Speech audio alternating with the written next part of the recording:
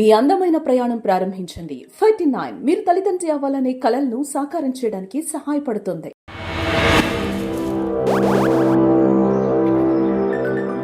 ఈరోజు మనతో పాటు ఉన్నారు అపోలో హాస్పిటల్ నుంచి డైటీషియన్ పావని గారు. నమస్తే పావని గారు. హాయ్. పావని గారు, ఈరోజు మనము డైట్ గురించి మాట్లాడుకుందామండి. ముఖ్యంగా షుగర్ పేషెంట్స్కి సంబంధించిన డైట్ గురించి. ఓకే. నార్మల్ డైట్ కాకుండా షుగర్ పేషెంట్స్ ఏ విధమైన కేర్ తీసుకోవాలి డైట్కి సంబంధించి అనేది. షుగర్ పేషెంట్స్కి వచ్చేసరికి అసలు వాళ్ళ ఫుడ్ విషయంలో అసలు ఎలాంటి జాగ్రత్తలు తీసుకోవాలంటారు? యాక్చువల్లీ చాలామందికి చాలా డౌట్స్ ఉంటాయి ఫుడ్ గురించి, ఏం తీసుకోవాలి ఏం తీసుకోకూడదు అనేది. మోస్ట్లీ మెయిన్ ఫోకస్ వచ్చేసి ఫ్రూట్స్ మీద ఉంటుంది. నేను ఈ ఫ్రూట్ తీసుకోకూడదా, ఈ ఫ్రూట్ తీసుకోవాలన్నట్టు ఉంటుంది. యాక్చువల్లీ పేషెంట్స్ ఫ్రూట్స్ తీసుకోవచ్చు పర్ డే 100 grams. అదొకటి లిమిట్ ఉంటుంది అనమాట. సపోజ్ యాపిల్ తిన్నారనుకోండి, హాఫ్ యాపిల్ తీసుకోవచ్చు. 100 grams పర్ డే ఫ్రూట్స్ తీసుకోవచ్చు. జామకాయ, నారింజ, బొప్పాయి, యాపిల్, బత్తాయి ఇవి తీసుకోవచ్చు అనమాట. పియర్స్ కూడా మనం ప్రిఫర్ చేయొచ్చు. ఓకే. ఏ ఫ్రూట్స్ తీసుకోకూడదు షుగర్ పేషెంట్స్ అయితే? అరటి, మామిడి, ద్రాక్ష, సపోటా, సీతాఫలం, అనాస పనస పండ్లు తీసుకోకూడదు. ఓకే. మోస్ట్లీ ఇందులో ఏంటంటే హై క్యాలరీస్ ఉంటాయి, గ్లైసమిక్ ఇండెక్స్ కూడా ఎక్కువ ఉంటుందన్నమాట. సో ఈ ఫ్రూట్స్ అనేది వాళ్ళు అవాయిడ్ చేస్తే చాలా బెటర్గా ఉంటుంది. So and at the same time వాళ్ళకి క్యాలరీస్ కూడా ఎక్కువ ఉంటాయి కాబట్టి ఇమీడియట్గా షుగర్ లెవెల్స్ని పెంచేస్తాయి. సో మోస్ట్లీ ఏ ఫ్రూట్స్ అయితే తీసుకోవాలో, జామకాయ, నారింజ లాంటిలో పీచు పదార్థం ఎక్కువ ఉంటుందన్నమాట. సో అలాంటి ఫ్రూట్స్ తీసుకుంటేనే బెటర్. ఇంకోటి ఫ్రూట్ జ్యూసెస్ అనేది వాళ్ళు ప్రిఫర్ చేయకూడదు. డైరెక్ట్గా when ever the fruit juices తీసుకుంటారో అప్పుడు ఏంటంటే వారు ఫైబర్ లాస్ అవుతారు. డైరెక్ట్గా అందుకే ఫ్రూట్సే తీసుకోమని మనం ప్రిఫర్ చేస్తూ ఉంటాం. ఓకే. ఫుడ్ విషయంలో అంటే ఆహారం అనేది అసలు ఏ విధంగా తీసుకోవాలంటారు patients? Actually fibre and protein ఎక్కువ ఉండాలి వాళ్ళ డైట్లో. ఫైబర్ అంటే పీచు పదార్థం, ప్రోటీన్ అంటే చాలా ఎనర్జీ కోసం మనం ప్రోటీన్ ఎక్కువ తీసుకోవాలని చెప్తూ ఉంటాం అనమాట. సో ఫుడ్ విషయంలో వచ్చేసి 2 నుంచి 3 గంటలకు ఒకసారి ఏదో ఒకటి తీసుకుంటూ ఉండాలి. అంటే స్నాక్స్ అనమాట. 3 మెయిన్ మీల్స్ ఉండాలి, 3 స్నాక్స్ ఉండాలి. స్నాక్స్లో వచ్చేసి ప్రోబయోటిక్స్ అనమాట. బటర్ మిల్క్ కానీ, ఏదైనా ఫ్రూట్ కానీ, మొలకెత్తిన గింజలు కానీ ఇలాంటివి ప్రిఫర్ చేస్తూ ఉంటే పర్ డే వాళ్ళకి అందాల్సిన ఫైబర్, ప్రోటీన్ అందుతుంది అనమాట. మెయిన్ స్నాక్స్, హెల్తీ స్నాక్స్ తీసుకోవాలి. పేషెంట్ ఒక్కొక్కసారి హైపో లెవెల్స్కి వెళ్ళిపోతుంటారు. షుగర్ లెవెల్స్ పడిపోవడం కానీ, షుగర్ లెవెల్స్ ఎక్కువ కావడం కానీ జరుగుతుంది. ఎప్పుడు అవుతుందంటే మార్నింగ్ నుంచి ఈవినింగ్ వరకు వాళ్ళ ప్రాపర్ డైట్ లేకపోతేనే వాళ్ళకి మార్నింగ్ లేవగానే గ్రిడినెస్గా ఫీలింగ్ కానీ, చక్కెర రావడం కానీ అలాంటివి జరుగుతుందన్నమాట. సో మార్నింగ్ నుంచి ఈవినింగ్ వరకు కరెక్ట్ ప్రాపర్ డైట్ తీసుకుంటే వాళ్ళకి నెక్స్ట్ డే కానీ అలాంటి ఫీలింగ్స్ అనేవి ఉండవు. డయాబెటీస్లో వచ్చేసి మెయిన్ థింగ్ వచ్చేసి diet important. On time medications అనేది కంపల్సరీ తీసుకోవాలి. Okay. Compulsory walking are exercise ఏదైనా ఒకటి తీసుకోవాలి. ఇంట్లో ఉన్న వాళ్ళకి, పెద్దవాళ్ళకి కానీ నడవడానికి రాదు, కాళ్ళు నొప్పులు ఉంటాయి. సో అలాంటి వాళ్ళు టీవీ చూస్తూ అయినా సరే ప్రాణాయామం కానీ, సిట్టింగ్ ఎక్సర్సైజెస్ అంటారు, స్ట్రెచెస్ అంటారు, నెక్ ఎక్సర్సైజెస్, ఐ ఎక్సర్సైజెస్, మనకు చాలా సిట్టింగ్ ఎక్సర్సైజెస్ కూడా చాలా మటుకు అవైలబుల్ ఉన్నాయి.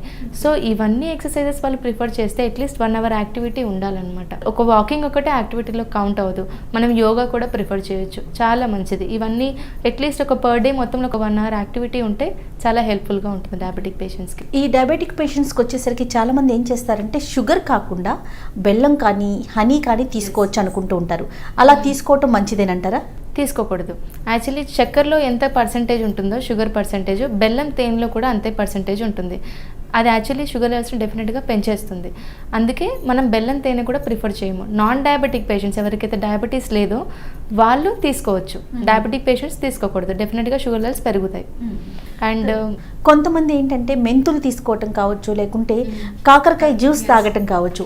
ఈ తాగటం వల్ల షుగర్ నయం అవుతుందా అని అనుకుంటూ ఉంటారు. కాకరకాయ జ్యూస్ కానీ, మెంతులు కానీ డైలీ తీసుకున్నంత మాత్రాన షుగర్ అనేది నయమైపోదు, కానీ షుగర్ లెవెల్స్ కంట్రోల్లో ఉంచుతుంది. డైలీ కన్జంప్షన్ అనేది కూడా మంచిది కాదు. ఎందుకంటే మెంతులు డైలీ తీసుకోవచ్చు, కాకరకాయ మాత్రం అందులో పొటాషియం ఎక్కువ ఉంటుంది. కొంతమంది పేషెంట్కి సోడియం, పొటాషియం లెవెల్స్ కానీ ఎక్కువ ఉంటాయి. ఆ పొటాషియం ఎక్కువ ఉన్న వాళ్ళకి మనం కాకరకాయ అనేది ప్రిఫర్ చేయకూడదు. సో అలాంటప్పుడు ఏదైనా సరే లిమిటెడ్ క్వాంటిటీ.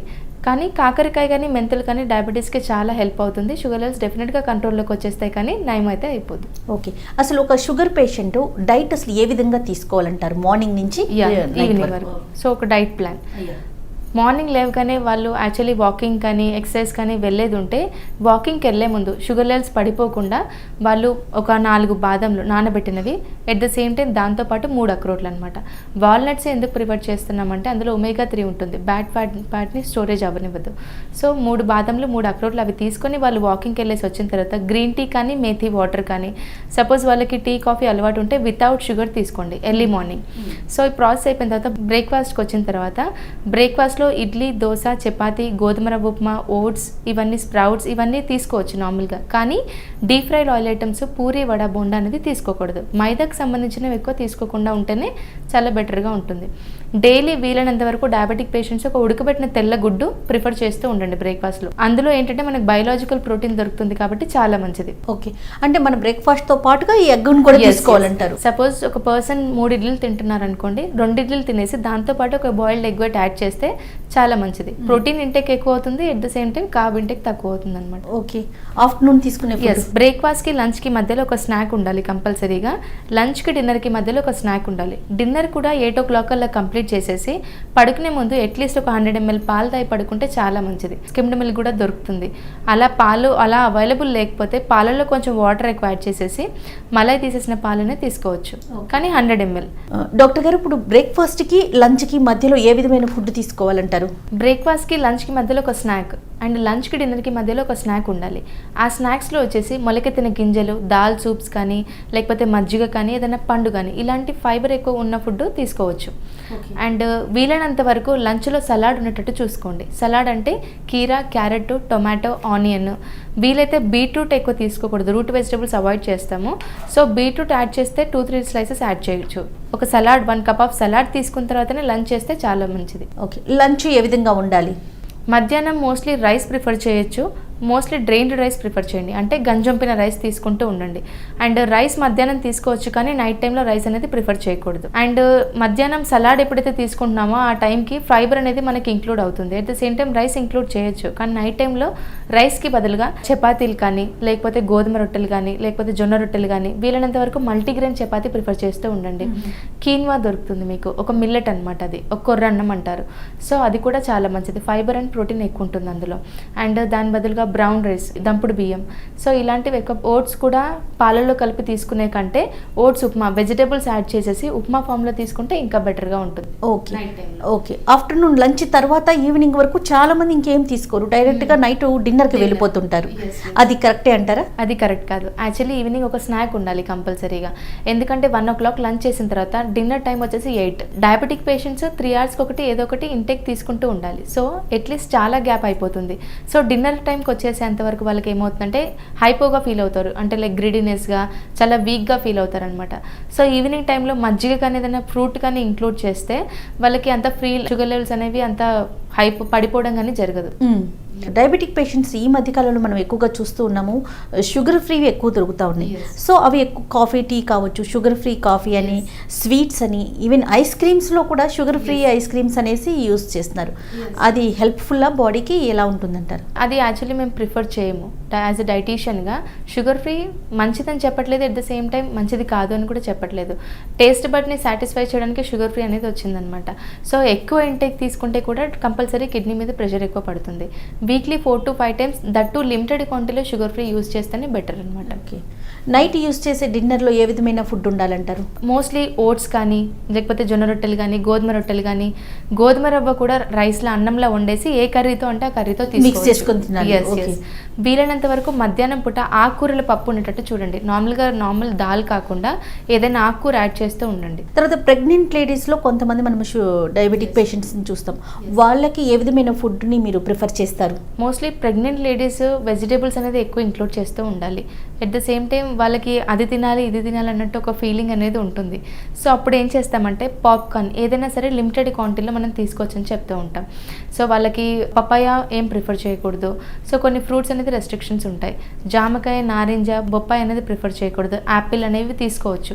అండ్ మధ్యాహ్నం రైస్ తీసుకోకపోతే కొంతమందికి చాలా ఆకలిగా ఉంటుంది. సో ప్రెగ్నెంట్ లేడీస్ మధ్యాహ్నం రైస్ తీసుకోవచ్చు, that to along with the salad. And night టైంలో రైస్ ప్రిఫర్ చేయకుండా ఉంటేనే బెటర్. అండ్ ఓట్స్లో మనకు ఫైబర్ చాలా దొరుకుతుంది అనమాట. ఓట్స్ కానీ అండ్ లైక్ కీన్వా కానీ, ఇది చాలా ప్రిఫరబుల్. నైట్ టైంలో ఓట్స్ కానీ, కీన్వా కానీ తీసుకుంటే చాలా మంచిది ప్రెగ్నెంట్ లేడీస్. ఓకే, తర్వాత డయాబెటీస్ పేషెంట్స్కి వచ్చేసరికి నాన్ వెజ్ విషయంలో ఏది తీసుకోవచ్చు అంటారు? నాన్ వెజ్ ప్రిఫరబులే, కానీ డైలీ కాదు. Weekly 2 to 3 times non veg తీసుకోవచ్చు, that too fish and chicken.